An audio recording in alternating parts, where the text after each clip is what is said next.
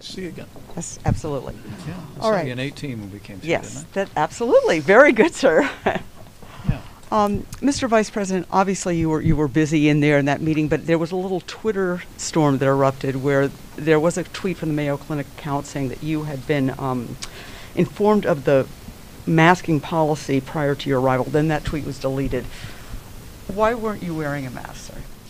You know, in my role as Vice President, I'm tested for the coronavirus every day, and literally everyone around me is tested on a regular basis. And when the CDC issued the guidance on masks, it was to prevent anyone that may have the coronavirus from inadvertently conveying that and infecting someone else. So knowing that I don't have the coronavirus, I wanted to take the opportunity to be here to say thank you to the incredible healers here at Mayo Clinic, also to be able to say to all of these innovators about the progress that they're making in developing new therapies. The convalescent plasma that we're seeing creates such promise for people. Thousands of Americans who've recovered from the coronavirus are now donating their blood, and we're actually beginning to hear from doctors in those clinical trials that people on respirators are getting better more quickly.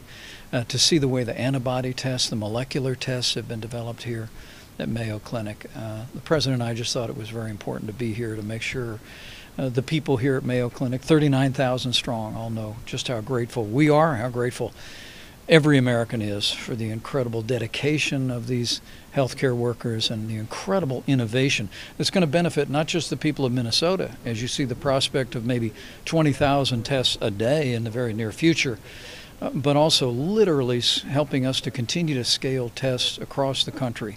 And it's amazing to think 2 months ago, we'd only done about 8,500 coronavirus tests in the country. But because of our partnership with commercial labs, including Mayo Clinic's commercial lab, today we cleared 5.6 million tests, and that's just going to continue to expand. And being able to be here to thank these innovators developing new tests, and also to thank those that are partnering with Minnesota and America to expand testing was a real privilege.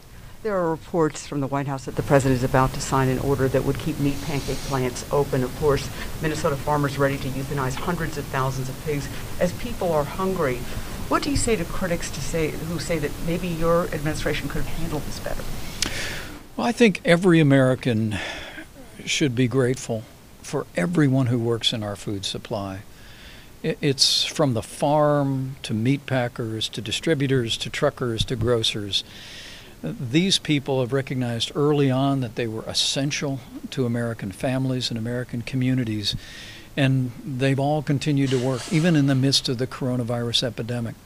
And the American people can be confident as well. Our food supply is strong, but in recent weeks we've seen several meatpacking plants, one in Colorado, another in Iowa, and several in a few other states, that have had coronavirus cases. We've surged CDC personnel there, testing and supplies. But with some meatpacking companies and food companies beginning to express concern about operations, the president's going to take some strong action today to reassure the American public that we're going to support and extend executive authority to protect our food supply. And this last weekend, the CDC issued all new guidance for meatpacking facilities that we think also that, combined with President Trump's action today, is going to give confidence to companies like Tyson's Foods and others that operate these large meatpacking facilities, that they can continue to do that their employees can continue to work and to do so safely, even in the middle of the coronavirus epidemic. Your meeting just a few minutes ago had such a strong bipartisan tone to it. It was a tone that we don't often hear coming out of Washington if we just tune in to perhaps the president's briefings. Tell me about that, because I think a lot of the American people would like to hear more of that. Well, from early on, President Trump told me that in leading the White House Coronavirus Task Force, to make it clear to governors in both political parties and people on Capitol Hill that we're all in this together. And that's animated everything that we've done.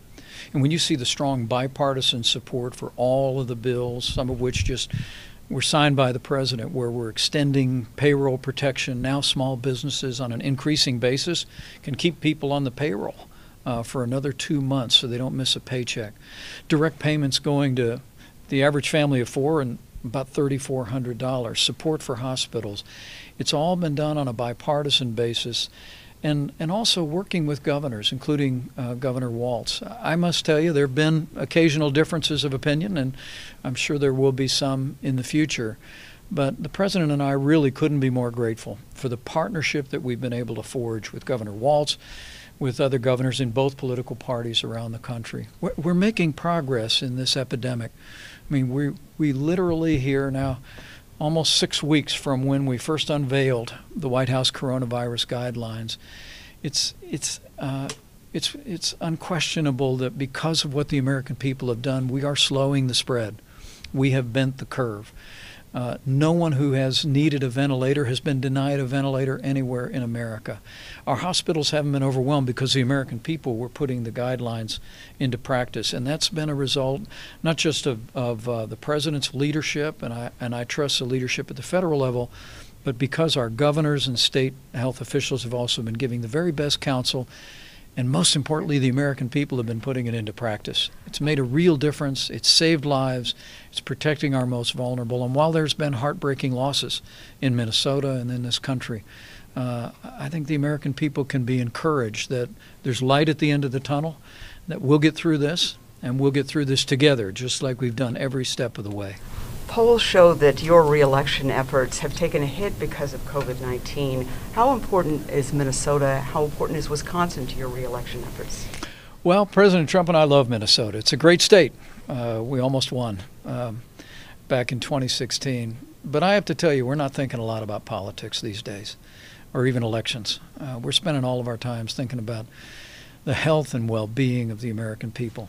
The president gave us one mission, and that was to save lives. And thanks to the decisive action that President Trump took early on, suspending all travel from China, standing up the White House coronavirus task force all the way back in January, we've stood up a national response that I believe has saved lives. Now, we have a ways to go yet, but when you look at the trends around the country, even in some of the hot spots like New York and New Jersey and elsewhere, we're seeing a leveling of numbers, and in many cases, declining numbers of hospitalizations, and most important, declining numbers of losses in recent days. And I think the American people can be encouraged by that, to know that the actions that they've taken are working. And I think as we all continue to heed the guidance of our best health experts, we'll be one day closer when you can reopen Minnesota and reopen America, which I can tell you, President Trump and I both know, America works when America's working. And the reason the president gave the guidelines for opening up America again 10 days ago is because as we approach that day, when we continue to see those downward trends here in Minnesota and across America, we wanted every state to be ready to implement their plans to put their people back to work. When is this going to be over? That's the question that the 6-year-olds ask and the 106-year-olds ask. I mean, is it 2 to 3 months away? 2 to 3 years we'll be living. 3 years from now we'll be living like this. Well, you know, you probably get that all the time, and it must be difficult and frustrating. But I truly do believe, according to our best health experts, that as all of us continue to practice the social distancing, to heed state and local authorities, and as you begin to see states begin that phased approach to reopening, we could well have much of the coronavirus epidemic behind us by early June. But it'll take all of us to continue to do it. Now, there'll be some things that stay with us, some lessons that are learned as we move forward, and people like here at the Mayo Clinic develop new medicines called therapeutics that'll give people relief if they contract the coronavirus at any point in the future. And of course, we'll continue to drive toward vaccines and a great expansion of testing in the years ahead. But I truly do believe that if all of us continue to practice social distancing, heed the guidance of state and local authorities, and if each one of us continues to take those steps necessary to protect not just our health and our family, but our neighbors, that we'll get through this, and we'll get through this sooner than anybody ever really thought.